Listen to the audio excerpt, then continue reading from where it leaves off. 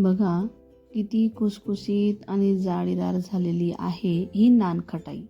ना मैदा ना गव्हाचं पीठ, तर फक्त साध्या बेसनापासून घरच्या घरी तयार केलेली ही नानखटाई तर तोंडात टाकताच विरघळेल.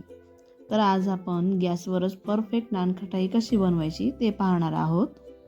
तर या रेसिपीमध्ये एक छोटी पण महत्त्वाची टीप मी पुढे सांगितलेली आहे, ज्यामुळे तुमची नानखटाई कधीच फसणार नाही. त्यामुळे व्हिडिओ शेवटपर्यंत नक्की बघा.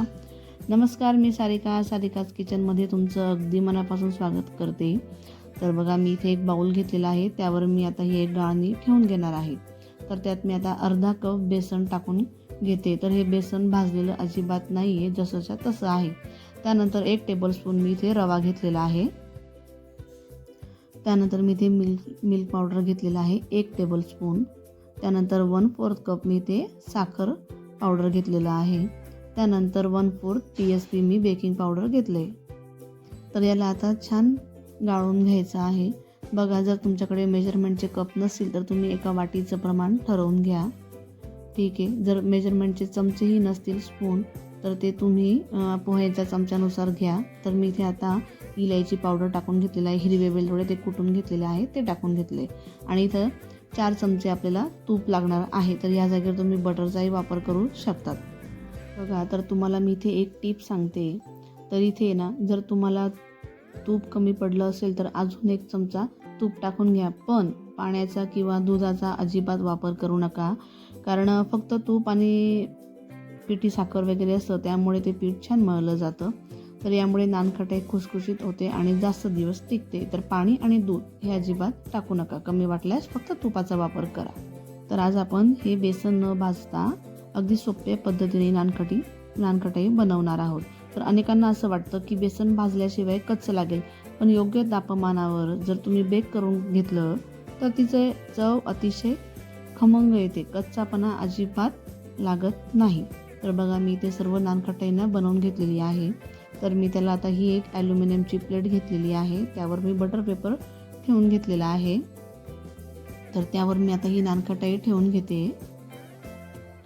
तुम्ही याआधी कधी बेसन न भाजता नानखटाई ट्राय केली का? तर मला हे कमेंटमध्ये हो किंवा नाही हे नक्की सांगा. आणि हो, त्याचबरोबर पुढच्या वेळी तुम्हाला मैद्याची नानखटाई बघायला आवडेल की नाचण्याची, हे तुम्ही तुमच्या आवडीनुसार मला नक्की सांगा. मी पुढचा व्हिडिओ नक्कीच बनवेल. तर आता ही नानखटाई ठेवून झाली, तर त्यावर मी आता पिस्ताचे काप लावून घेणार आहे. तुम्हाला हवे ते ड्रायफ्रूट्स तुम्ही त्यावर लावून घ्याल. तर बघा, मी अशा पद्धतीने लावून घेते. तर ही नानखटाई आपण ओव्हनमध्ये न बनवता गॅसवर अगदी झटपट तयार होणारी आहे. जास्त वेळ त्याला अजिबात लागत नाही. तर मी आता काय केलं आहे, गॅसवर एक ऑलरेडी पॅन गरम करायला मी ठेवून दिलेला आहे. तर बघा किती छान दिसते. तर मी इथे प्रीहीट करून ठेवलेला आहे, कढई गरम करून ठेवलेली आहे. त्यात एक छोटीशी रिंग ठेवून घेणार आहे आणि त्यावर मी प्लेट ठेवून घेणार आहे. तर ही नानखटाई आपल्याला 8 ते 10 मिनटं बेक करायची. तर तुम्ही कुकरमध्ये केलं तरी पण चालेल, फक्त शिट्टी काढून घ्या. तर बघा किती छान बेक झालेली आहे. तर जे सुरुवातीला नवीन फर्स्ट टाईम जर करत असणार तर त्यांना असं वाटेल झाकण काढल्याबरोबर की वरती खूप नरम आहे.